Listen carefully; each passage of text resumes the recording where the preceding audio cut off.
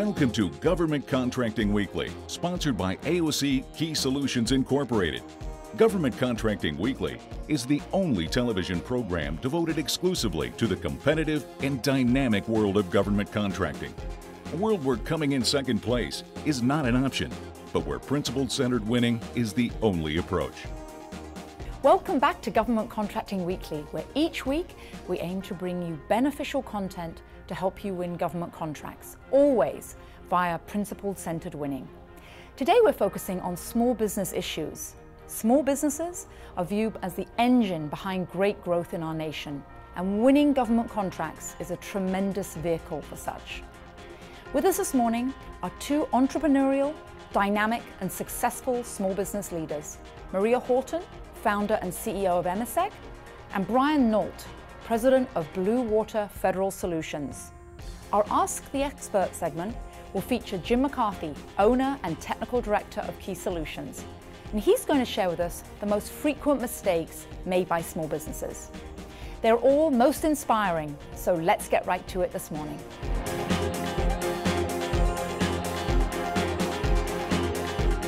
Welcome to our segment today where we're interviewing a regional leader. Maria Horton is with us for a small business conversation. Maria, welcome this morning. Thank you, Hilary. Maria has a background that I find really intriguing and interesting, and I think has helped your business from a very different angle than some of our other guests. You were a commander in the Navy, and I'd love to hear a little bit about that and how that's helped you with your business and how it's been beneficial, particularly with your team. The Navy is a wonderful experience. It's terrific to serve. You learn to serve. And part of being a business person is understanding how to bring value to your customers and to go forward. It also steeps you in leadership capabilities, which I think is important as we go forward. No matter what the economy or the type of talent that you're working with, you have to demonstrate leadership. And yeah, that's great. Leadership, and your team knows that you've served, and so does the government. Absolutely. Yes. And we serve today as federal contractors as well. When you think about it, supporting the government is part of that service. So I think it complements each other very well.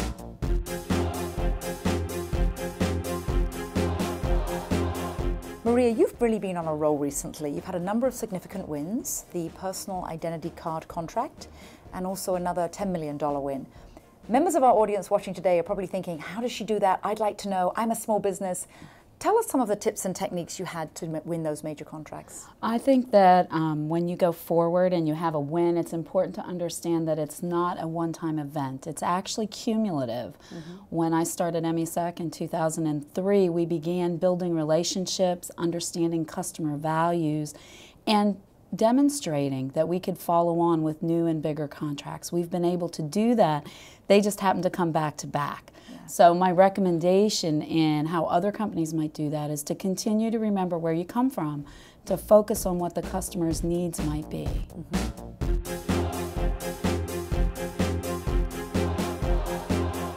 Maria, there are many challenges for every member of our audience. We have budget cuts looming no matter what happens with sequestration.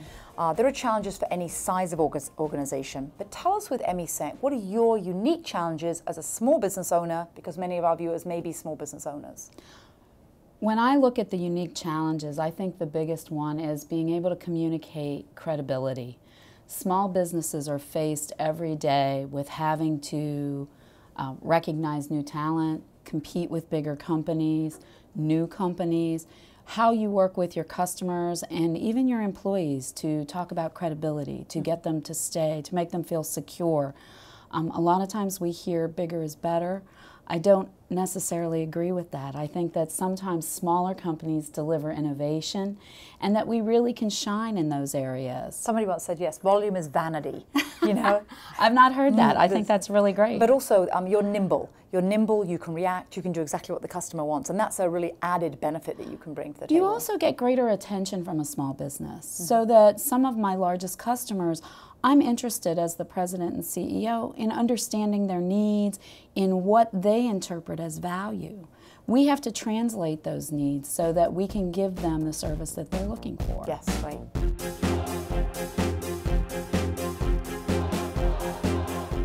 Maria, getting on a large team is always a challenge for anyone, for some of the larger firms that try to sub with a major prime.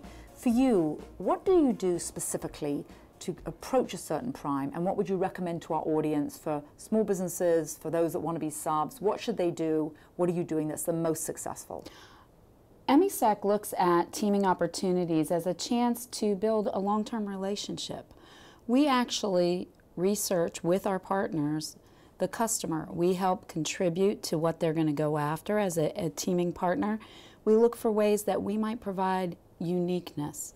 So for instance, EmeSec holds some ISO certifications. We have unique cybersecurity skills. We look where we can complement the prime, especially on the bigger teams. We don't want to be just another face in the crowd. So somebody you differentiate their offerings to help them win the contract. Absolutely. We think that the customer is looking for that. It's very difficult in this day and age, with the exception of very, very large global companies, to be able to deliver all things to the customer. Mm-hmm. We really want to be able to complement and deliver from different perspectives. I think that that gives the customer more value. And what about being a woman-owned company? In case our audience hasn't noticed, Maria's a lady. But what does it mean being a woman-owned company? What does that mean in the difference? This might not settle well with all the viewers, but I think that women bring different talents to the marketplace. We bring unique perspectives.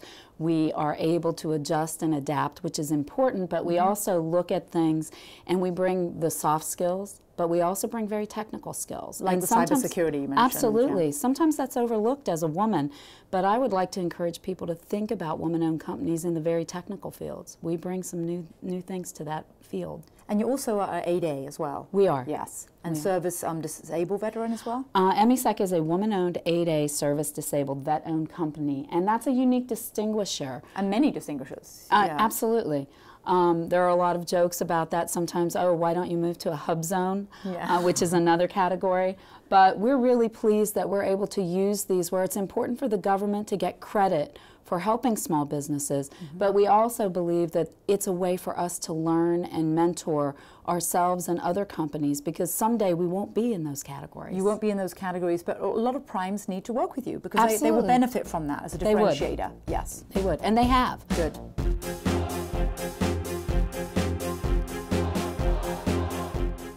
So there are a lot of criticisms, Maria, about the procurement process, but I'm beginning to hear that a lot of improvements are being made, and actually that government wants to make it better for all of the government contractors that are working, facing all the legislation and all the compliance issues. What do you think the government could do that would be a win-win situation in the procurement sort of process and life cycle, but particularly for small businesses? That's a great question, Hilary.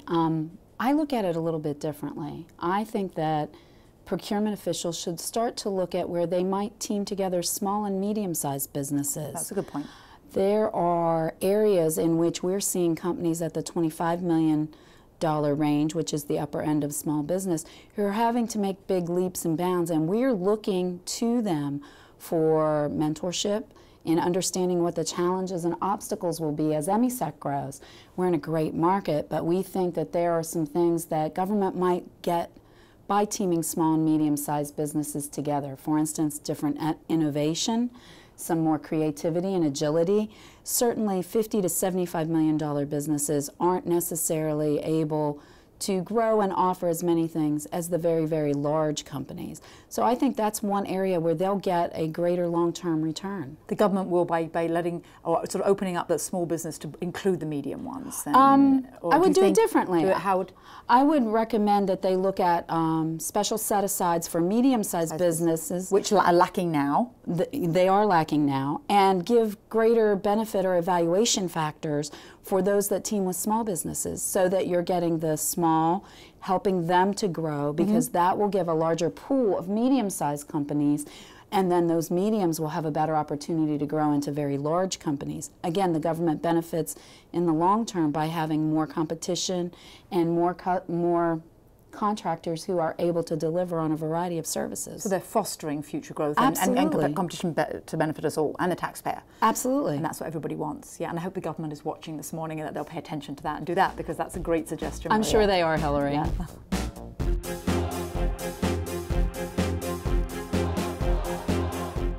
Maria, EmeSec has had some great growth recently. We mentioned your major win and personal identity cards. What about the future? We've had some guests on that have been optimistic, and yet in the marketplace there's a lot of pessimism. What do you see for the next, say, 5 years or so? Interesting question. I see innovation. When I look to the future, what I see is that the market that we're in is cybersecurity. It's growing, it's evolving, which is very exciting. There's cloud and mobility issues. There's information protection issues that I think will change along with privacy. I'm actually excited for the next 5 years. I think we may have to change some of the things that we do, maybe some of our preconceived notions about what types of services we need to buy, but I'm actually looking forward to the growth in EmeSec and the opportunity to work with a variety of customers who will need those kinds of services. That's a very positive attitude. I can tell how you inspire your team with that kind of attitude. Thank you. Not all doom and gloom like a lot of people are at the moment. Well, different days are different things, so yes. I can't say that that's true every day.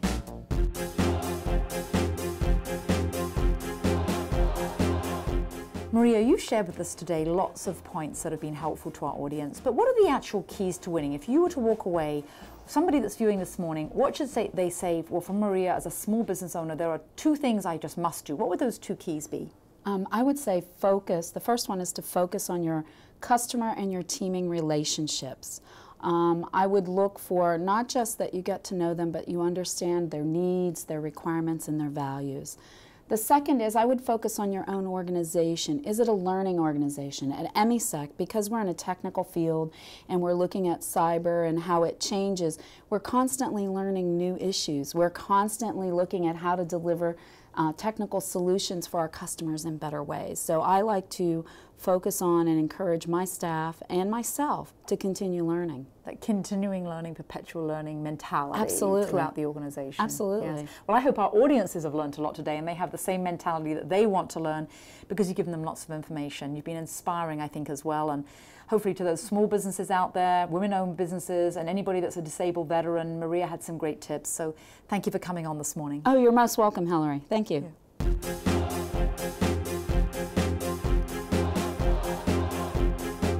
Welcome to our Ask the Expert segment. This morning, Jim McCarthy, owner and technical director of Key Solutions, is with us to offer some practical advice that will be beneficial to you in your quest to win government contracts. Jim, over to you. Thank you, Hilary. Maybe it's because I'm so experienced in the art of making mistakes, but I wanted to share with our viewers some lessons learned during the past quarter of Century Plus. In my observation, there are 5 common mistakes made by small businesses and even large businesses when pursuing work. Now, any one of them is likely fatal, but a combination of these grim reapers is the death knell of your proposal. So what are they? Mistake number 1, failure to offer real value to the government. It starts here and then it goes downhill from there. No customer focus, no discernible value proposition, no benefits to the government, inability or unwillingness to take a stand on something important to the government. This mistake is a veritable witch's brew of how not to win a contract. But there's more. Mistake number 2, the inability to see the red flags flapping in the wind. The warning signals are there, but companies fail to heed them. A late start, no pre-positioning, don't know the customer doesn't know you, unwillingness to price to win, virtually clueless about the competition, no subject matter experts available, key personnel chosen from the bench rather than the awards platform, flip-flopping a win strategy with every gale that blows through the proposal center. Mistake number 3, asking the wrong question in the first place. When evaluating an opportunity, the first question usually asked by small businesses is, can we do this job? Can we perform the work? And the answer most often is yes. And maybe the answer really is yes. I don't question that, but again, the company would not even be looking at that contract opportunity if they didn't feel they could perform it. So the real question should not be, can we perform? It should be, can we win? And the answer to that question will often make the difference between victory and defeat in your proposal effort. Mistake number 4, turning the bid over to whomever is available. In this heavily competed contracts market, there is no room for the amateur hour. Capture and proposal management is so important, it deserves your A+ team, not just anyone in search of a charge number. And finally, mistake number 5. Companies often capitulate to the red team. Your team works on a proposal for months. Then a team of experts fly in from the four corners and pronounce the document dead on arrival. Often they don't know the customer, they don't know the program, they may not even have read the RFP. They may not know your technical or your management solutions. They're given a limited number of hours to review in cramped quarters. Their comments are often front-loaded in the document until they run out of steam and declare victory. The red team's comments are often fluffy, they're not actionable, they're conflicting, they're confusing, they're vague, and they're destructive. Proposal teams are left in their wake, demoralized and discouraged. I urge you to consider a whole new red team process, one that is constructive and actionable, coherent, and even inspirational. It's time now to change the red team paradigm. So, do yourself and your company a favor. Don't fall prey to these pitfalls, and you'll see a steady rise in your win probability and in your book of business. Thank you. Now back to you, Hilary.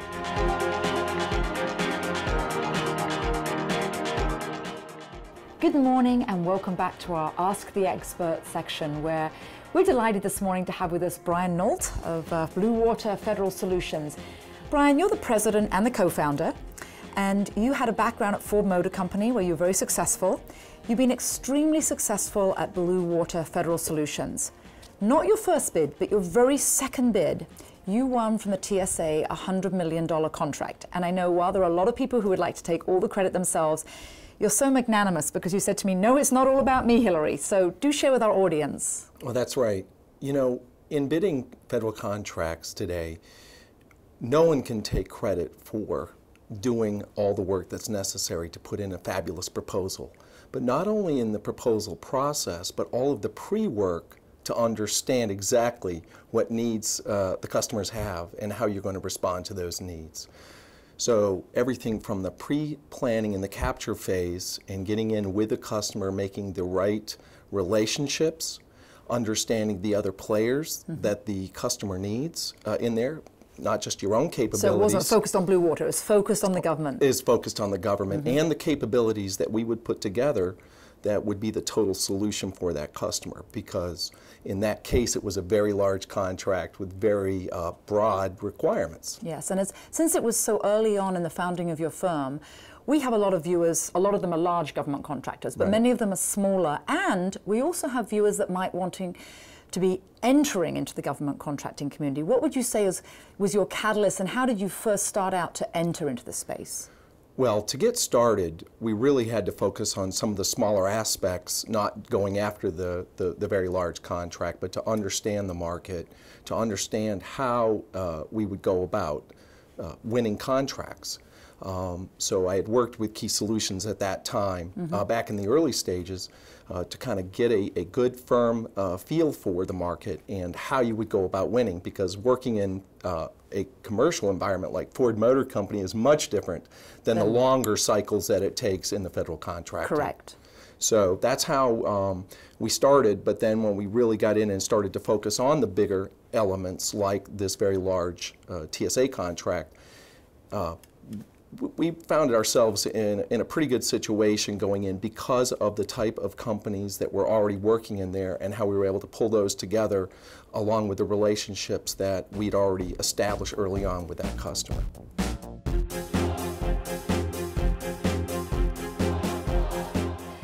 Brian, you talked about how you got started, and I think that's interesting for our viewers, but also for our viewers, subcontractors and primes, and even anyone entering the marketplace. How have things changed since then, and what do you see in the procurement process that's different for you today? Well, clearly today is a very challenging environment compared to 2004, 2005, and even earlier when the government was moving very quickly to bring requirements on. There were a lot of contracts being let. There were a lot of dollars being funded into growth within Homeland Security, Defense, and other. Ramp up. Exactly. Today, you see a pullback. So some of the unique challenges today that don't change, there is things like stiff competition still remains, going against fewer dollars, longer procurement cycles, so the planning and the targeting and the focus that a business has to have today has to be that much better than it was, say, a few years ago when there were a lot of dollars and we were all moving out for those to try and target those customers. So you need to really sharpen the saw is what you're saying to the audience, but also you mentioned, you know, your team. You gave great credit to your team. There's also the teaming of how do you convince a major prime that you should be the sub of choice? That's a great question. And in terms of a small business today, there are many, as I just said, stiff competition out there for small businesses, not only at the federal side, but also to work with major primes. Yes. And you really have to focus on how you target those jobs and the primes that are going to be going after those in terms of value add. Can I help the prime win the business? So your track record, your niche capability. Exactly. And am I able to also bring relationships to that prime with the customer and things of that nature? So it is very focused. You cannot go everywhere. It's not a handout for small businesses, clearly. You have to bring something, and there are those value add things that primes are looking for, large primes are looking for, in addition to bringing on a small business to help them to meet the goals of small business. And also, of course, meeting always the goals of the government. That's right. That's exactly right.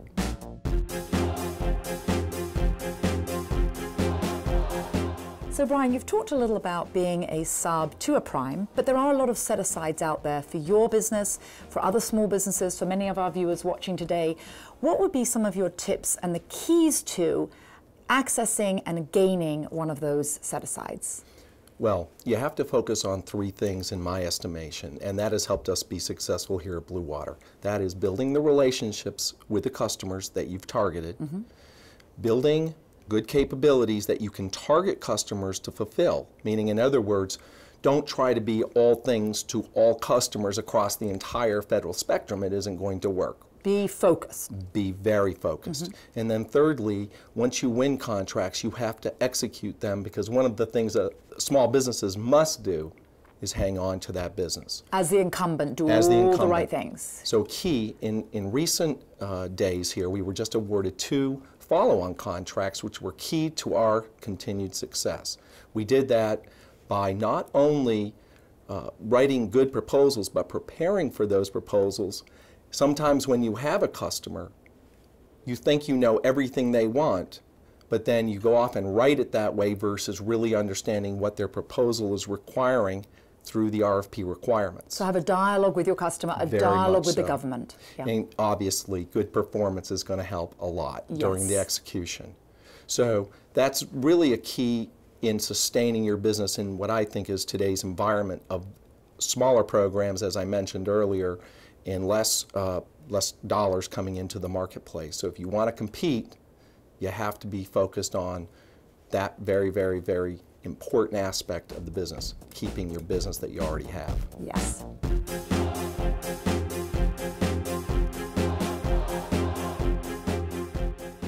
Brian, like any business, and like most of our viewers too, you win some, you lose some.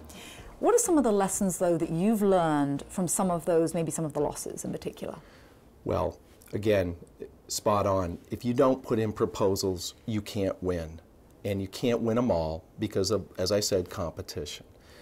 One of the things that we do at Blue Water is we build a lessons learned database, and we track all of our lessons learned. We have bid on some very large procurements with integrators as primes and as a prime ourselves.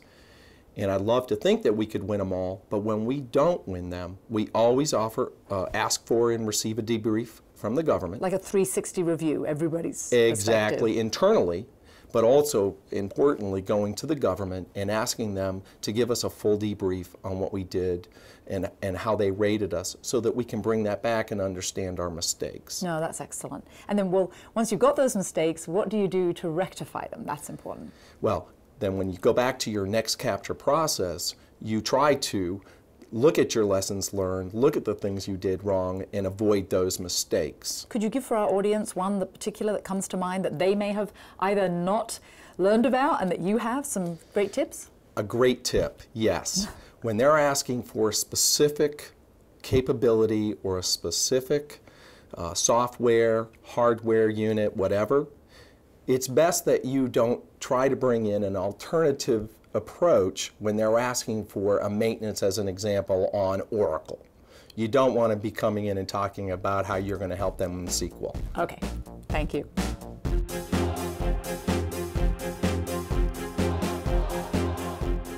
Brian, our audience is made up of primes, subs, all sorts of sizes of companies, but today, focusing for our audience on small businesses, what are the keys to winning from your Blue Water perspective? Well, Hilary, I appreciate the opportunity to be here and represent our company. The one thing I would really say up front to all small businesses is try to be all things to all customers. That's excellent. Customers don't like that. Primes are not looking for that. You have to really stay focused, as I've tried to iterate through this discussion, and build your capability. Focus on making it and perfecting it to the point where you can use that as past performance. And then you can grow when you have the experiences, and that's how customers want to see it, and that's how companies succeed. Right. That's how we succeeded at Blue Water. The other thing I think that is important is that in the marketplace there are a lot of what is known as GWACs, government-wide contracts, and they set aside a lot for small businesses. So whether you're a prime or a sub, you really should work to get on some of those GWACs, because that's where a lot of the business pushes from the customers out in those task orders. Yes, and you also were emphasizing to me about your team. You really believe it's all about the team. First and foremost, there is no I in team, it's not me, but in small businesses, there is this whole notion of building the team. It's not easy. I don't care if you're in a big company like Ford or Lockheed, CSC, you name it, and Blue Water Federal. You have to have a good team, you have to have a focused team, and you have to have a business plan to follow. Right. You need the map. And I know you're very committed to your team. I don't want to keep you any Absolutely. longer this morning because you've been great. I want to thank you for coming on, and thank you for all the things you shared, particularly from your perspective. Thank you so much.